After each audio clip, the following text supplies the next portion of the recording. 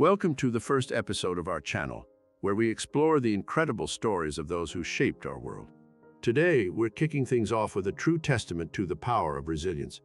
The fascinating life of the 16th President of the United States, Abraham Lincoln. From a humble upbringing to becoming a symbol of hope in turbulent times, Lincoln's journey is an inspiring tale of perseverance and determination. So sit back, relax, and join us as we explore the stories of Honest Abe's unwavering determination and how it changed the world forever.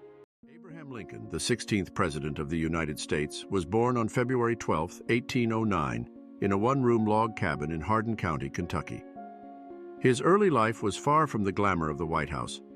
It was marked by hardships and challenges that began to shape his character and resiliency. Lincoln's parents, Thomas and Nancy Lincoln, were uneducated farmers. Like many families living on the American frontier, the Lincolns were poor. His parents couldn't afford to send him to school, but they instilled in Lincoln a deep sense of honesty and a strong work ethic. Young Lincoln was thirsty for knowledge. Despite the scarcity of books and the demands of frontier life, he taught himself to read and write. His hunger for learning was insatiable. He would walk miles to borrow a book and would read by the light of the fireplace after a long day of hard work. Yet, life grew even harder when Abraham was just 9 years old. His mother, Nancy, fell ill and tragically passed away, leaving the family in deep sorrow. This was a painful adversity that young Lincoln had to face, but it further steeled his resolve and resilience. Abraham Lincoln's formative years were a crucible of trials and poverty, but these experiences forged his strength and his will, paving the way for the extraordinary journey that lay ahead.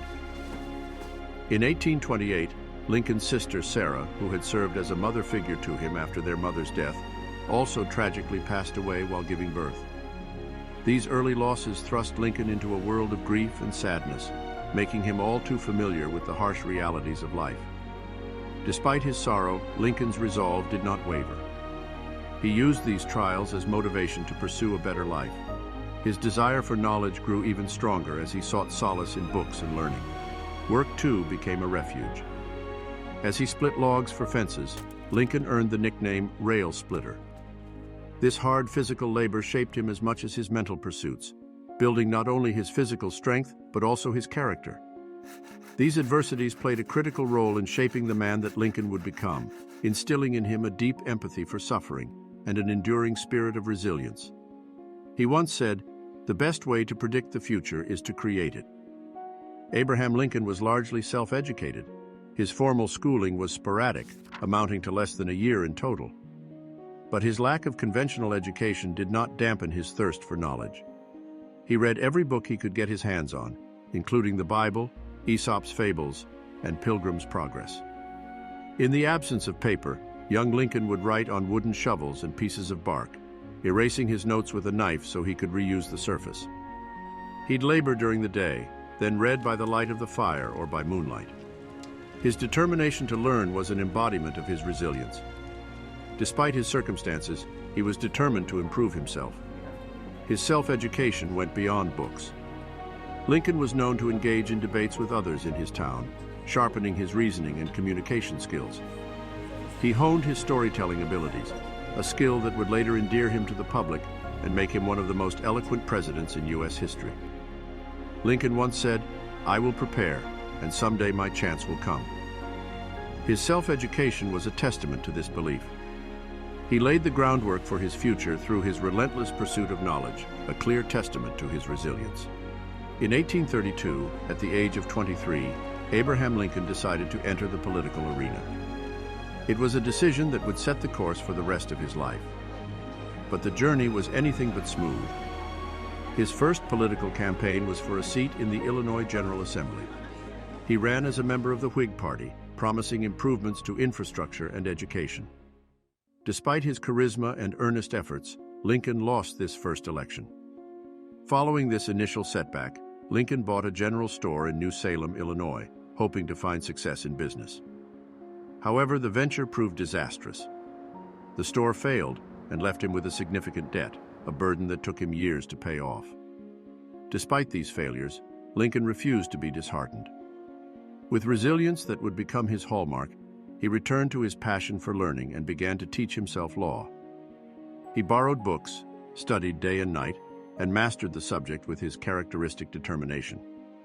In 1834, he ran for a seat in the Illinois General Assembly again. This time, his hard work and dedication paid off. He won, marking the beginning of his political career.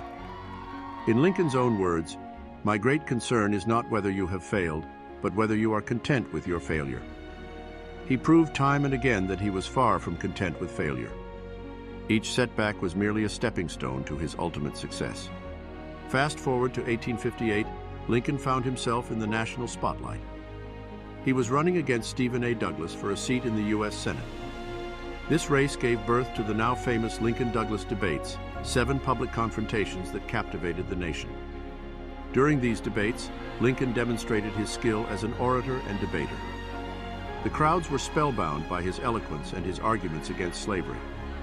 He famously asserted, "A house divided against itself cannot stand," a comment on the nation's deepening divide over slavery. Despite not having a formal education, Lincoln held his own against Douglas, a seasoned politician. His arguments resonated with many, and newspapers across the nation reported on his speeches, raising his profile significantly. However, when the dust settled and the votes were counted, Lincoln lost the election.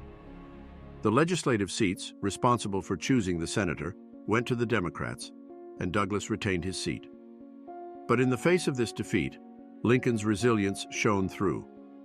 He was quoted saying, "I am not a bit discouraged, because the fight hereafter is to be for men and not for the office." This defeat did not deter him. Instead, it propelled him onto a larger stage. Indeed, the recognition Lincoln gained from the debates positioned him as a leading candidate for the Republican presidential nomination just 2 years later. In his life, Lincoln exemplified the adage that sometimes we must lose the battle to win the war. After his loss in the senatorial race, Lincoln didn't retreat from public life. He continued to passionately speak out against slavery, demonstrating a strong moral compass that resonated with many Americans. His opportunity to turn the tide came in 1860. At the Republican National Convention in Chicago, Lincoln was chosen as the party's presidential candidate, edging out several better-known contenders. The presidential race was split among 4 main candidates, making it one of the most contentious in history. Despite the fierce competition, Lincoln stayed true to his principles, focusing his campaign on the restriction of slavery. And in November of 1860, the American people made their choice clear. Lincoln was elected as the 16th President of the United States, a remarkable achievement considering his humble origins and initial political setbacks. Abraham Lincoln once said, "Always bear in mind that your own resolution to succeed is more important than any one thing." His journey to the presidency was a testament to this belief, a story of perseverance and resolve in the face of adversity. When Abraham Lincoln took office in March of 1861, the United States was on the brink of collapse. The divisive issue of slavery had split the nation into 2, the northern free states and the southern slave states. Just weeks into Lincoln's presidency, the southern states, unwilling to accept Lincoln's anti-slavery position, declared their secession from the Union and formed the Confederate States of America. With the attack on Fort Sumter by Confederate forces in April of 1861, the Civil War officially began. This was the backdrop of Lincoln's presidency, a nation deeply divided, families torn apart, and the threat of a new nation on American soil. The Union was in turmoil, both politically and socially. People in the North and South had starkly contrasting views on slavery, and these differences fueled the bloody conflict. As president, Lincoln was tasked with the daunting responsibility of leading the country during this turbulent time. He faced immense pressure from both sides. To the South, he was a threat, an abolitionist. To the North, he was the leader who was expected to preserve the Union at all costs. Yet, Lincoln remained steadfast. He said, "A house divided against itself cannot stand.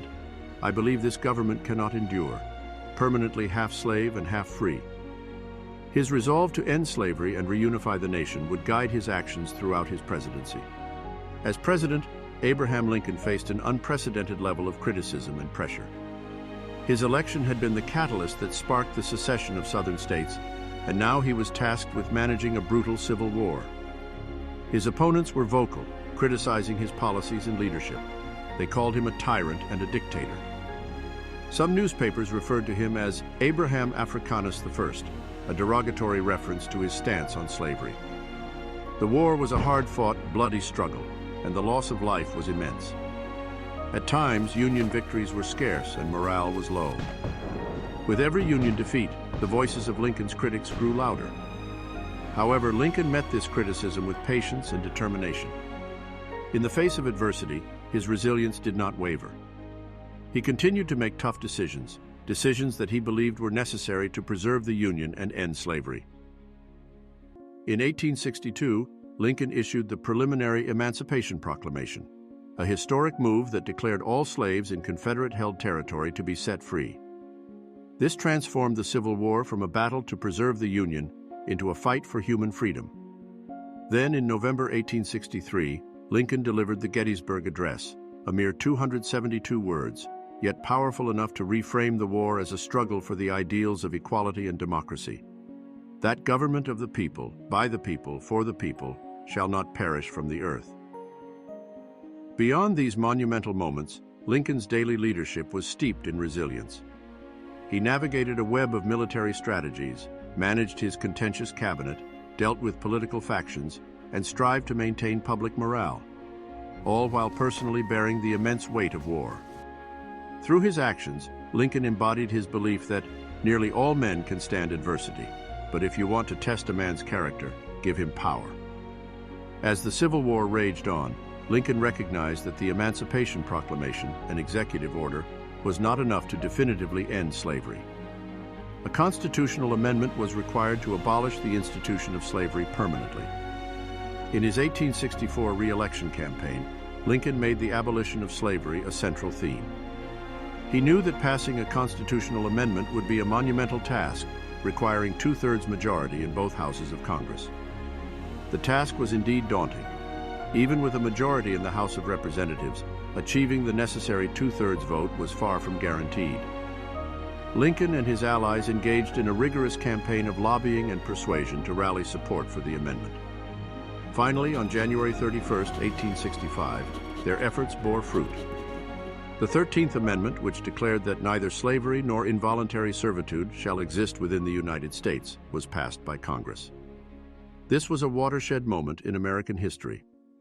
Amidst the Civil War, in the face of immense opposition and at great political risk, Lincoln had managed to navigate the passage of an amendment that would forever abolish the abhorrent institution of slavery.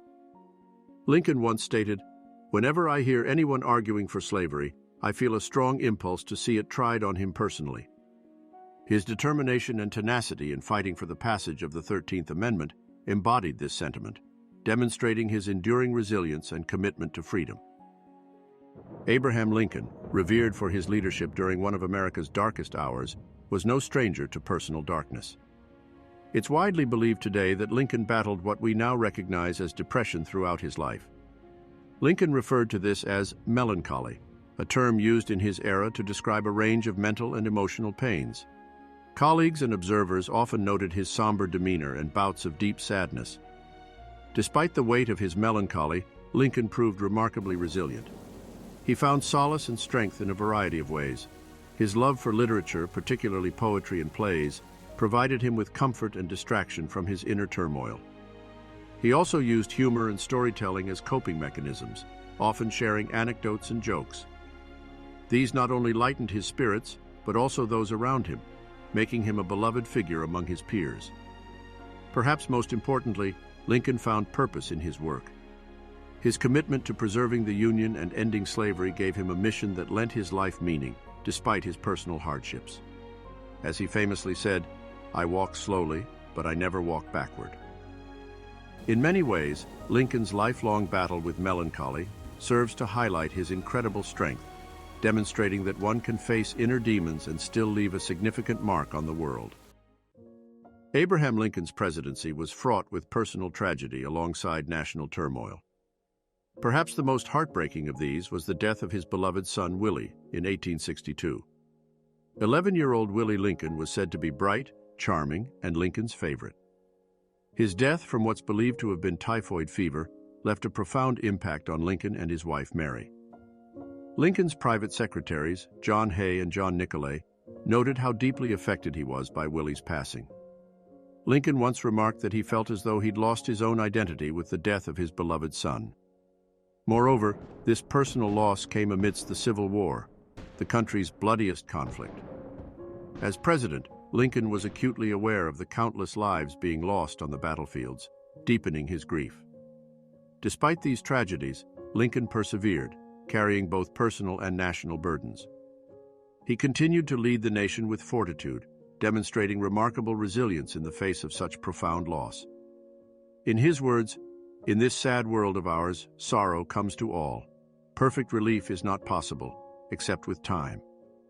You cannot now realize that you will ever feel better, and yet it is a mistake. You are sure to be happy again." On April 14, 1865, just days after the Confederate surrender at Appomattox, Abraham Lincoln attended a play at Ford's Theater in Washington, D.C. The Civil War was essentially over, and a sense of relief filled the nation. However, in the midst of this relief, tragedy struck. During the play, John Wilkes Booth, a Confederate sympathizer and well-known actor, made his way to Lincoln's box. He shot Lincoln in the back of the head, a devastating wound that would prove fatal. Pandemonium ensued in the theater.